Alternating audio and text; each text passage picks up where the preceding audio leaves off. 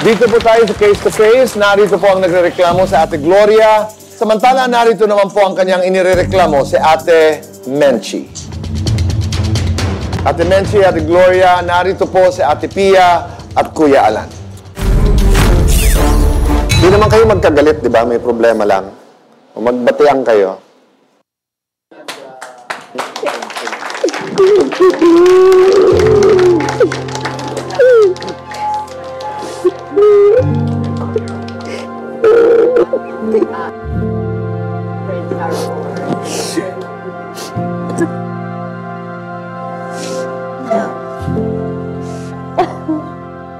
Kung hindi mo nahanap si Menchi, pero agad siyang umuo na pupunta siya sa show. Nung naiyak ka kasi, Glo, naramdaman ko na 50%, 60% because nga may anak ka na who needs you, you need money. Pero doon kasi umalis siya na hindi nagsasabi. So, ibig sabihin, Menchi, yung sakit niya hindi naman talaga sa pera, sa relationship. So, Menchi, sana maisip mo rin na kung nahiya ka dahil wala kang mabayad ka agad, pero hindi ka nahiyang magsabi kung bakit ka umalis. Na alam ko pinagsisisihan mo yon, pero lesson lang number 1 sa atin lahat. Kahit gaano kalaki ng problema, pag nagmamahalan may relationship, di ba lang magalit siya na umalis ka o hindi, pero nag-communicate ka agad. Number 2, tutulong kami. Whether sa anak mo, mamaya tatanungin ka namin kung anong part mo para mabayaran. But obviously, kung wala kang negosyo din, hindi mo rin mababayaran, di ba? So, ayaw namin na habang nakikinig kayo kay ate about the legal, iniisip nyo, magkakasingilan. Kasi sa yakapan nyo yung tingin ko, mas importante yung relationship, di ba?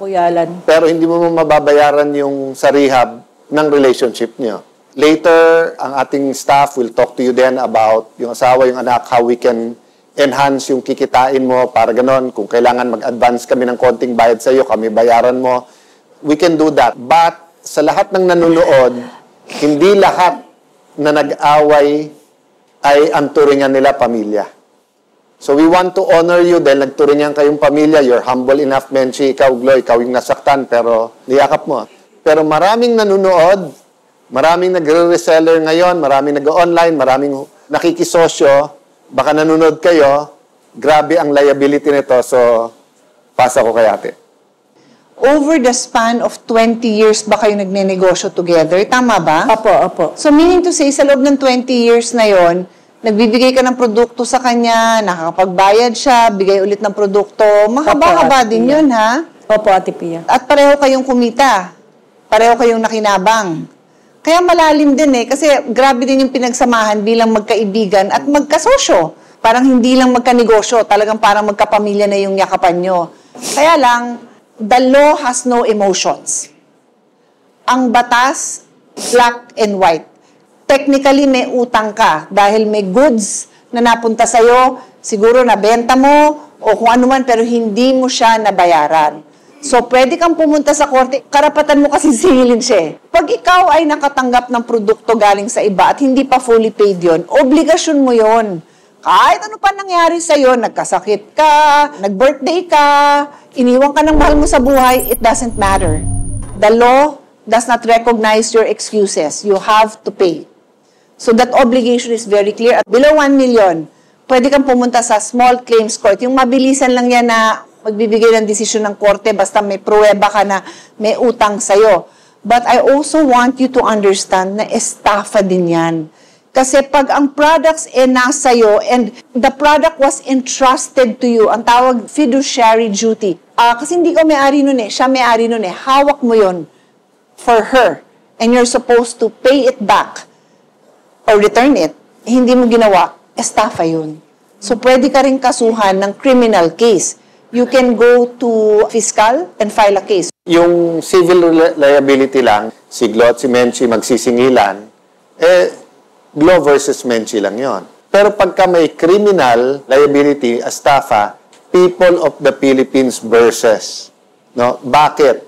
Kasi ayaw ng gobyerno, ayaw ng society, magkagulo tayo. So gagawin kang example. Dun sa mga nanonood, please take note of that. Yun ang kasiguruhan nyo naman na ang gobyerno tutulungan kayo pag niloko kayo ng partners nyo. Ito yung mga legal actions na pwedeng gawin ng isang katulad mo, Gloria. thank you because you're using yourself as an example for everybody to take care of themselves pag pumapasok kayo sa mga ganitong klaseng mga business relationships. Because it's defined by legal rights and obligations na kailangan masunod. Pag hindi nasunod, may karapatan ang isa na magsampa ng kaso at mag-demand na masunod yon. But Alan was saying earlier na may ways, sa bigat siguro ng pinagdadaanan mo din ngayon, Menchi, na wala kang trabaho ngayon, yung asawa mo, anak mo, minsan may trabaho, minsan wala. Pero hanggat nakakahinga, may paraan na kumita. Kami, pwede kaming tumulong sa bigay sa ng puhunan, and then, pero ang gusto ko, pag ginawa namin yon, may promise ka sa kanya na, sa ngayon, zero ka eh. E di, yung kikitain mo, kung pwedeng 75%, ibayad mo sa utang mo, may 25 pa rin na naiwan sa'yo.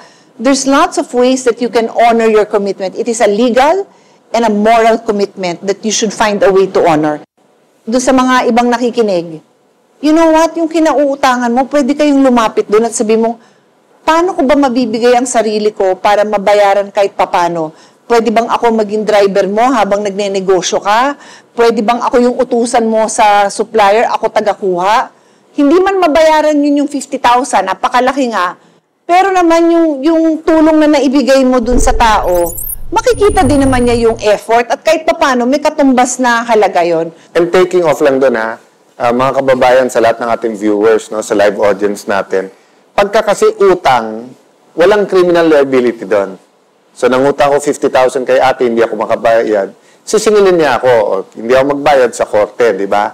Pero yung may hawak ako na property niya, binenta ko at kinuha ko yung pera, yun may criminal yun, kasi estafa yun. So, klaruhin natin kasi nga, ang hirap naman pag nagkakasuhan, di ba? So, siguro, Menchi, yun nga, willing ka pa mag-sell, may pwesto ka pa ba, o et cetera? Kung tutulong kami sa puhunan. Meron po. O, pwede ba yung una mong, siyempre, yung unang kita, pambili ulit ng puhunan para lalong umikot. Pero yung kita, pwede bang yung una doon, bayad?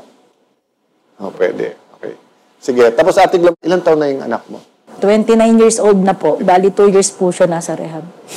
Private ba or public yung? Nasa private. Pwede na po siyang ilabas, kaso lang wala nga po lang akong pambayad dun sa... Kasi pagka-rehab, may ups and downs talaga. Kaya, di ba, be persistent, don't give up, dasal, support lang ng support. Kasi pag ang tao may addiction, sakit na yun eh. So kahit sabihan mo na sabihan, siya mismo may ano yun. So kailangan talaga yung bantay at pagmamahal, patience talaga. Maraming salamat sa inyo, Ate Gloria. Thank you po, Tito. Ate Bensi, maraming salamat. Thank you po, Kuya. Salamat po, Ate Kuya. Salamat po. Siguro ang leksyon na natutunan ko ngayon, tiisin natin, there's a price to pay. Kung titilian ako, kung medyo kagagalitan ako, sabi nga ng aking pamangkin, deserve ko yun. Bakit ako matatakot? Harapin ko na. May good faith. Maganda yung mensahe na ipinapadala mo na hindi ko tatakbuhan. Gagawa at gagawa ako ng paraan. So, may problema na kinalaman sa kuryente po ang ihihingi ng payong kapatid. Sa pagbabalik po ng...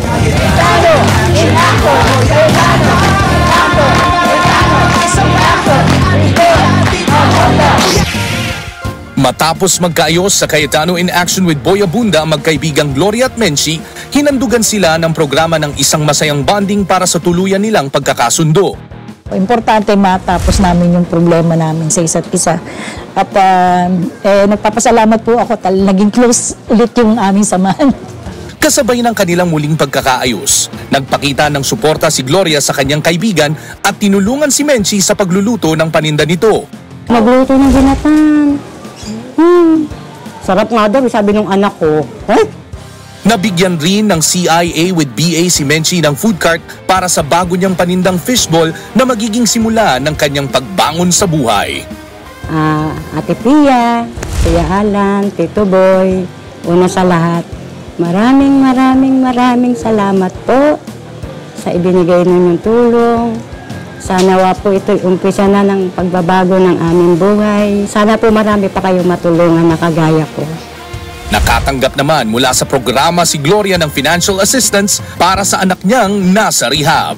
Papasalamat po ako kay Ate Pia, kay Kuya Alan and kay Tito Boy, maraming po salamat sa inyo sa tulong na binigay niyo po sa amin.